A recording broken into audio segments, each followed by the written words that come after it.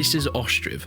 One of my favorite go-to games just to relax. If I want to play something, build up something from the ground to maybe a beautiful, thriving village, Ostriv is really the game that I go to first. You see, there's been many games like this in the past. Think of Banished, maybe even Life is Feudal Forest Village.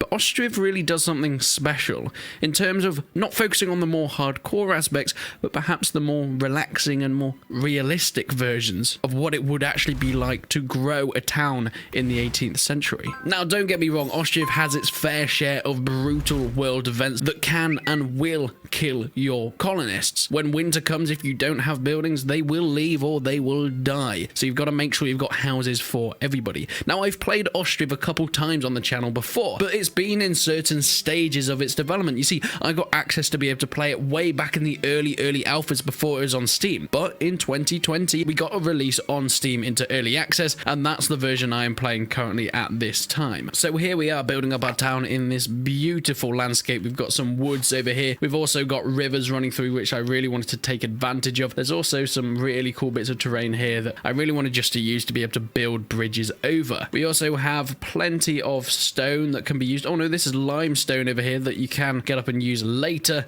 And of course, reeds on the shore banks, which are always very useful, especially as we can see down here where we have our thatchery. Now, the people that you hire to work in the thatchery here, who we have Elena at the moment with Anastasia, will get to work. They'll start harvesting reeds, as we can see, and they'll be making them into thatch. This thatch will be taken to the storage places, which can then be used to thatch these roofs. Now, that house is slightly out of kilter, which is a little bit unfortunate, but hey ho, we need to start continuing building our houses. There isn't really many snapping mechanics with the building, which is a little bit annoying, which means you will get these wonky buildings, but hey, it just makes it feel a little bit more realistic. Now, one of the main things that I really do love about this game is the dynamic changing of the terrain. Not only will you start chopping down trees to the point where you have to head in here and plant new ones in case you start to end up destroying the world with deforestation, but you also start making these paths as well. Your villagers, the more places they walk, they start to wear down the grass, which means that you will be able to get some beautiful landscapes and some really dynamic self-building roads almost. This is something that a game like Manor Lords, which as you can see on screen is a beautiful looking upcoming city builder, that's also a game I've covered extensively on this channel, and that's also having a similar mechanic as well. Right, how are we going with here? I think we need a few more houses. I don't know exactly how many we're going to need. I think the tents start to go the more houses you have. I think people start to move out of tents, but we'll have a look.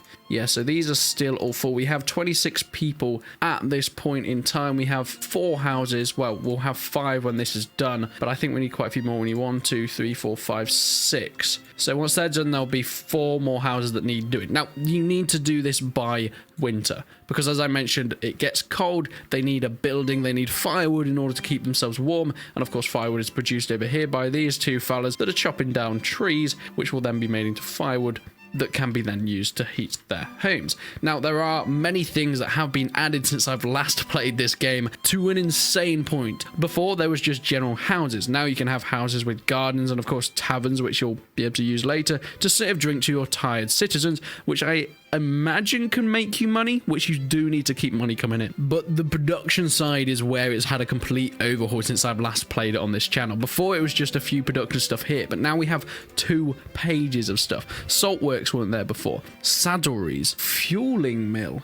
Oh my, produces broadcloth from wool. I don't even know what that is. A shoemaker's workshop, the lime kiln. All this stuff just wasn't there when I last played it. So I can't wait to get into it and start looking at what we can build with this sort of thing. But you might be asking, Resonant, why are you making this video? Well, on this channel, I like spotlighting games that I love, obviously. That's kind of why I started it, just to enjoy and showing off these cool games. But also because Ostriv is sort of gone under the radar for a lot of people. I feel like it has had some great success, and at least at the beginning, I don't know if it still is, it was a lone developer project, which we've seen in quite a number of these village or city builders. But Ostriv seems to still be kind of an unknown for a lot of people that are into historical builders. So I thought it'd be a good idea to show it off today. Now, we do actually have a mayor, as far as I'm aware, yes. But he can be used to make decisions. You can also have diplomacy with other people. Yes, there are other factions here.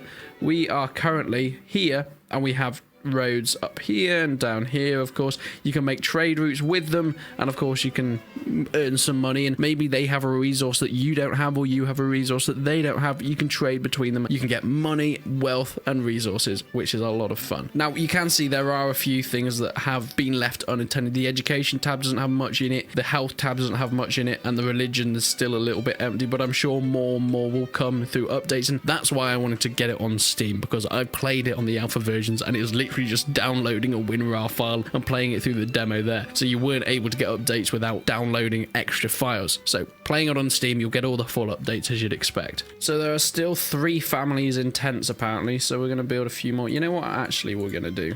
On the back here, we're going to have some of the nice houses, and we're going to build some with gardens, because why not?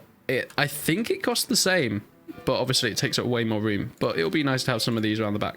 Let me just check. Yes, it does actually cost the same. Interesting. Oh, we can actually snap onto the fence there. It'll be a little bit wonky, but we're doing good. We only need 1 more house after they're built, so we might as well pop that one down now. Yes, you're still a little bit wonky, I know. I can imagine the people in the comments that are into these town planning stuff will be going crazy. But hey, that's not my problem. It is September, so we do need to be hurrying up here, guys. Now, as far as I know, I think they have enough food for the first winter, so we don't really need to worry about that right at this point. We just need to worry about getting the village houses up, making sure people don't leave us. But yeah, food will be an issue. And to do that, you need to do things like getting a boathouse so you can start fishing. Now, that's a really great one, but the problem is when it gets to winter, the waters start to freeze over, which means you can no longer fish. So there's other things that you can do, right? Yeah, you can build farms, but of course, winter farms also don't grow. You can have sheep. You can also have cow sheds and chickens, which are more of a year-round sort of thing, but they're expensive. Buying cattle and buying farm animals, you have to do through trading, and that takes a lot of money in order to at least get it to a really sustainable point. So you have to be quite wary of how you're getting your food, making sure you're having the right storage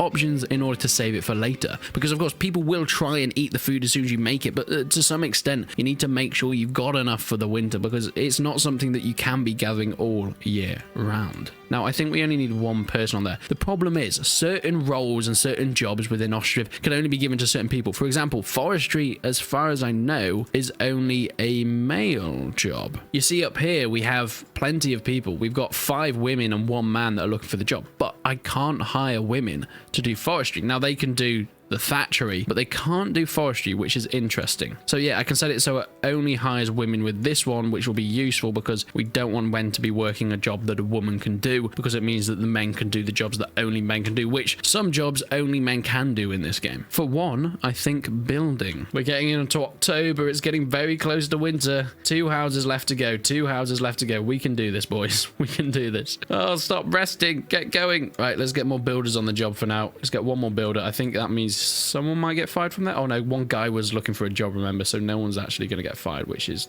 fantastic. This should go up. You can see the progress in the top here. You can see the resources that are put into it. It has little breaks depending on when they need each bit of resource, and then you can see the bar that goes up to when they finish it. Of course, there's descriptions for everything, as you'd expect. Now, the game graphically looks fine. Of course, it's not the best looking game in the world, but I think it works for what it is. The textures individually aren't the highest res ever. You can especially see this on things like the thatch. However, I think it looks great with the lighting on the water, and especially when you get down and you're really having a picturesque look. It does feel nice. But one of the main criticisms I've seen about this game, and something that I perhaps agree with, is how slow it is. A game like Banished is fantastic because it is quite a fast-paced game in the scale of things. Yes, you can take things slowly and it does take time to build things up. But when it comes to the early stages, at this point in Banished, I'd already have a storehouse. I'd already have people selected doing different things. But because of the way that this game works and the mechanics at the beginning, I need to just focus on building houses. So that's all you're going to be doing for the first 10 minutes of your gameplay experience. Also, compared to a game like Dawn of Man, you don't have things like factions that you can attack you. You don't build up your armies and go to war against other tribes, which also changes the way the game is played and is a little bit slower. Now, some people like this sort of thing. I'm a bit mixed feeling about it. I think it is a great game for just chilling and relaxing, but in terms of actually getting stuff done,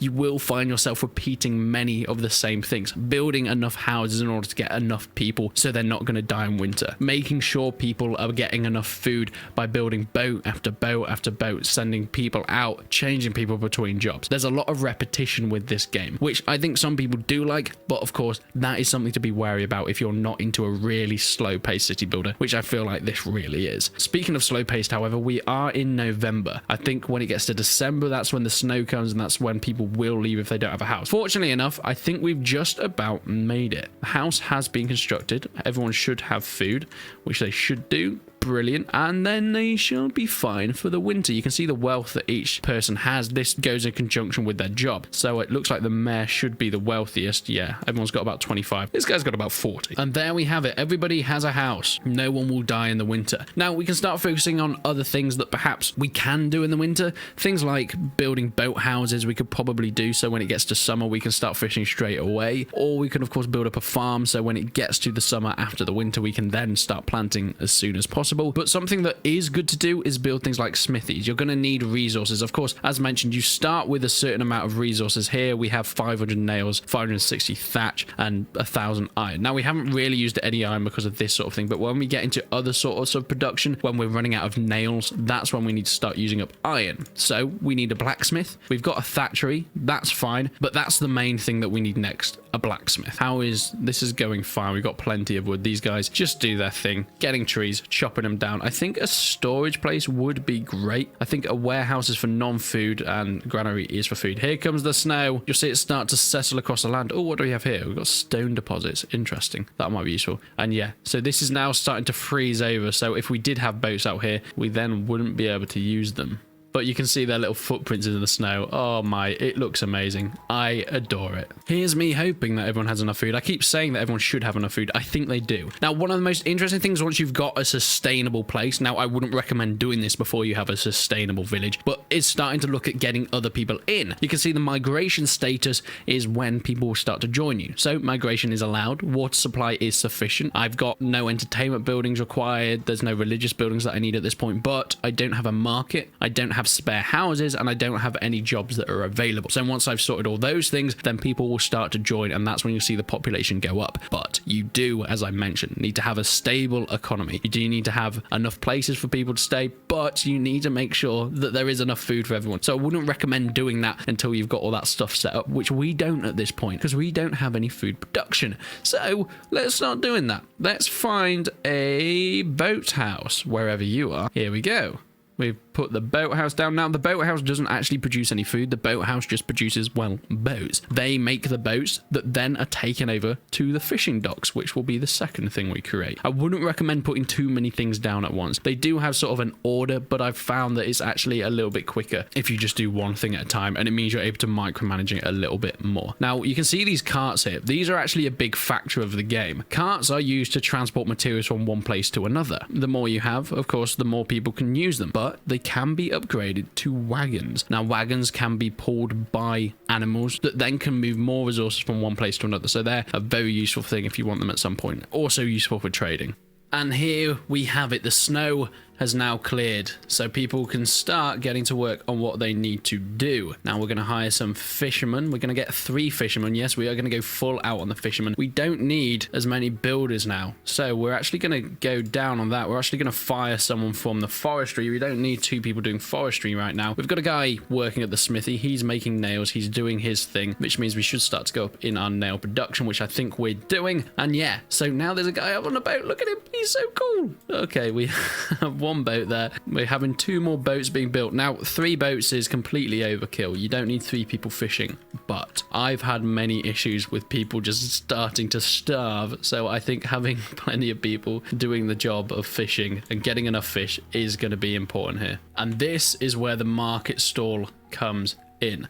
Now, this market stall is used for basically selling goods to the people. So now we only actually have 1 guy building stuff, but that's fine. We don't have a...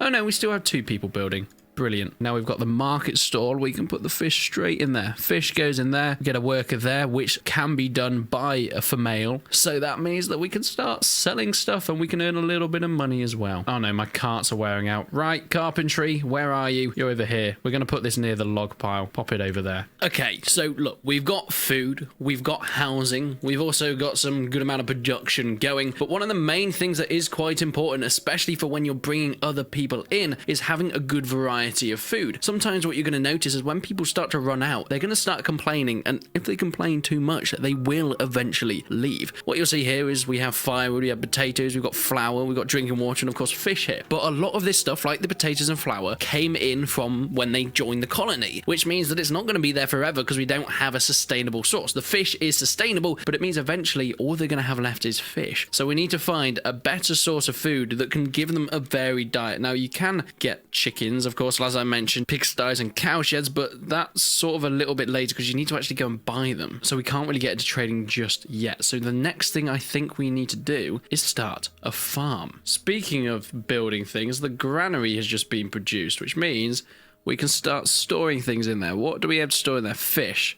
Fish can be stored in there, which means then when it's not in the market and when it's not in people's houses, if we have an overload of fish, it can be in there and it can be nice and safe. Now, one of the cool things that has been added since I last played, as I mentioned, are these gardens. But what I've realized is actually people that have gardens with their village houses can actually grow and use some of the crops they have here. Now, I think at some point, oh my God, we've already got 100 fish in there. All right, let's put that up to 500. At some point, I think you can actually buy it from locals. As you see, buy from local producers, which means now, I think people that have cabbages in their gardens, like these people over here, will actually start selling to the granary. They'll get money from the treasury and we'll get some, well, cabbages. Okay, here we have it. We have a new house going up, an empty house, funnily enough, which means that house is vacant. So hopefully, eventually, we should get some more people joining us. Now, it is turning into winter, which you do need to worry about. A farm has started, but it cannot obviously be planted at this time. That would be ridiculous, and this guy's going to have to go back because he's going to get stuck in the ice if he's not careful. Quick, get back to the boathouse. But this does mean that there goes our food, which is worrying. We have to have enough fish to last us this winter. I think we've got 176 in there. In the market, how much do we have? We've got 100 in the market itself, and everybody has a bit of food. I think the fish is going to be all right. Now, these guys have cabbages and all that sort of. They've been absolutely hoarding. These guys have had their own little gardens, so they've been able to. Oh my God, look at this. Are these bee houses?